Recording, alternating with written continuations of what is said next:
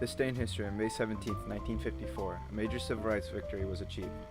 The Brown v. Board of Education of Topeka made a unanimous decision ruling segregation in schools unconstitutional and outlawed. The historic decision brought an end to federal tolerance of racial segregation, and it greatly impacted the way our present day is now.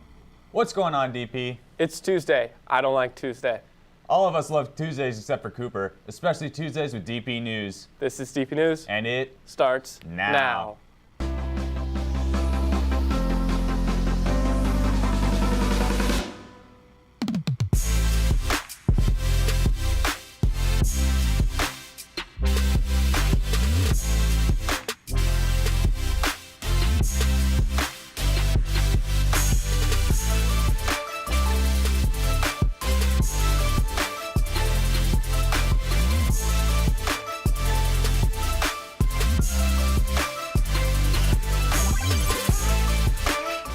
The DP Art Show is coming up fast, tonight in the library to be exact. Here's some from Mr. Gleason with some more information. Or not. Speaking of artists, if you're interested in having your own square in the Santa Barbara's famous I Nari Italian Street Painting Festival, we have an opportunity for you. DP is holding their own chalk design competition this week under the flagpole, and the winner gets their own square in the real I Nari. You can sign up using the link sent out on Student Square. Hey DP, we're really looking forward, myself and all the art teachers, to the DP Art Show this year. It's going to be the first time in a couple years that we've gotten to have it in person, which is going to be great to fill the library with hundreds of works of art. We have so many talented students here at DP in all the art classes. Basically every student who's been in an art class can submit a work of art. Just take the work to your teacher. If you're not in the class this term, if you had the class last semester, you can take your work to whichever teacher you had. We fill up the library with hundreds of works of art. So there's ceramics, sculpture, photography, digital art, drawing, painting, you name it. There's all kinds of stuff in there. The event is May 17th. We'll have the library filled with art. The art event is on that Tuesday night, so Tuesday, May 17th from 5 to 6:30. We encourage you to come, bring your little brothers and sisters, bring your parents, bring your friends. And we have an event that night where for the first hour, students, everyone just sort of wanders around and enjoys the art. We have live music and cookies and coffee and tea. And then the last half hour from 6 to 6:30, the art teachers, we have kind of a presentation and get to recognize some of the outstanding artists here at our school and give some awards for the work that they do. Yeah, I'm definitely excited. I've been working really hard this term, get my art in time and to produce some cool art, and it's going to be cool to see my other friends' art as well. I'm definitely going to be going to the art show, and I'm going to be inviting my friends and my parents. I'm very excited to see who comes and everything. Everybody else's art that we've been working on. There's Mr. Gleason. Now sending it on over to Scotty G with course verification for freshmen, sophomores, and juniors. Good morning, DP. Attention 9th, 10th, and 11th graders. As you're sitting down right now, your teachers will be passing out your course request forms for next year for the 2022-23 school year. We're asking that you look over the list of classes that are there. Remember, we are on the 4-period day next year with the 4-period block. So if you're a 9th or 10th grader, you should be having 4 classes every term. And if you're an 11th or 12th grader, you have to have at least 3. You possibly could have 4. Right now, what we're asking you to do the most is to make sure that it looks like the list of classes that are there are the correct classes. If you're concerned about the number of classes you have, we will be working with that as your counselor to make sure that your classes are in balance and that you have enough classes each term throughout the entire year. What we're asking you to do most specifically is make sure that there's nothing missing, or if there's something there that doesn't belong, that you make a note of that on this form.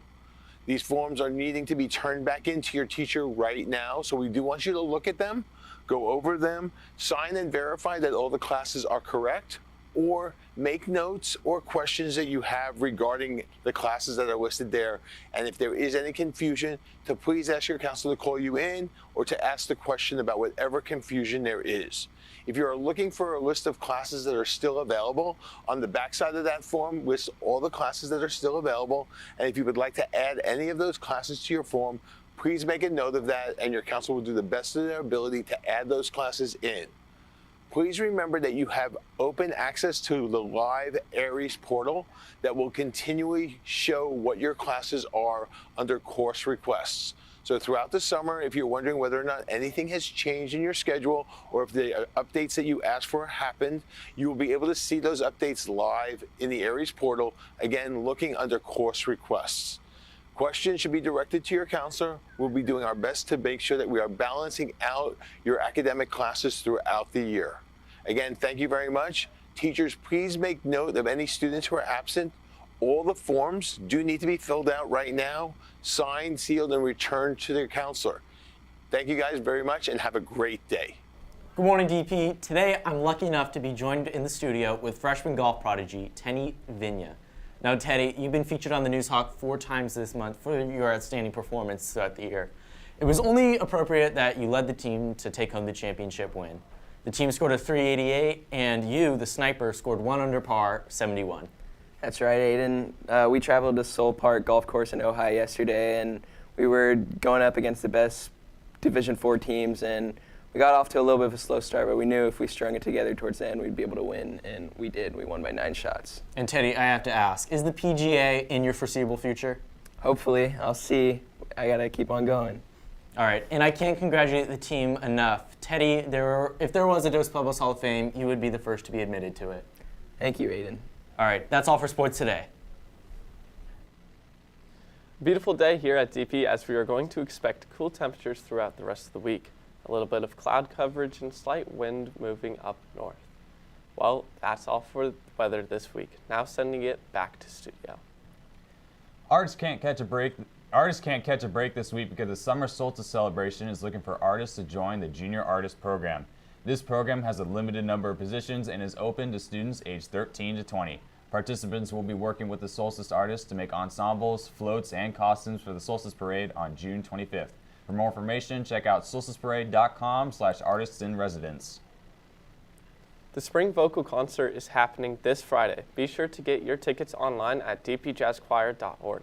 To see these award-winning groups, $10 general, $8 students, $5 gold card. The show starts at 6:30. See you there, DP. Clubs meeting today are Fellowship of Christian Athletes in TO4, Young Feminist Club in H6, GSA Club in H16, Fishing Club in H5, and Vegan Club in H33. Well, that's all for today, Chargers. Hope to catch you again tomorrow, but before we go, check us out on the STN Now Instagram. STN is the National Journalism Association. Let's take a look at one of our award-winning submissions. And thanks for watching. The Dos Pueblos girls lacrosse team is having a historic season this year. They're ranked number 32 in California, and Avery Ball and Lauren Elliott are leading their team to victories. I've been playing lacrosse. This is my 8th year. I've been playing for 10, almost 11 years. I actually started off playing just straight attack, and then just over high school, I've just moved up to being a full-time midfielder. I also play midfield. I take the draw, so but ever since my freshman year, I've been mostly an attacker. The secret to being a good lacrosse player is probably just my height. In general, I think that gives me a really good advantage over girls. Not only putting in work during practice, but putting in work outside. I play on a club team, and that's really helped me get into a good rhythm and working on everything and being really the best player that I can and being an influence for my teammates. I'd probably say just have a lot of confidence and always believe in yourself and don't let others doubt you. I would say don't shy away from the fact that it's an unknown sport, but really embrace it and learn that it's one of those sports that's a fun sport to learn and have a good time playing it, where you can just be involved with everybody, and it's a great community for girls to get to know each other. After Avery scored her 100th goal, Lauren soon joined the club. Scoring my 100th goal honestly felt unreal. I started this season off with 42 career goals, so it was a pretty big deal that I worked my way up to 100 goals so fast. Avery and Lauren continue to bring their team to new heights. Reporting for DP News, I'm Aiden Myers.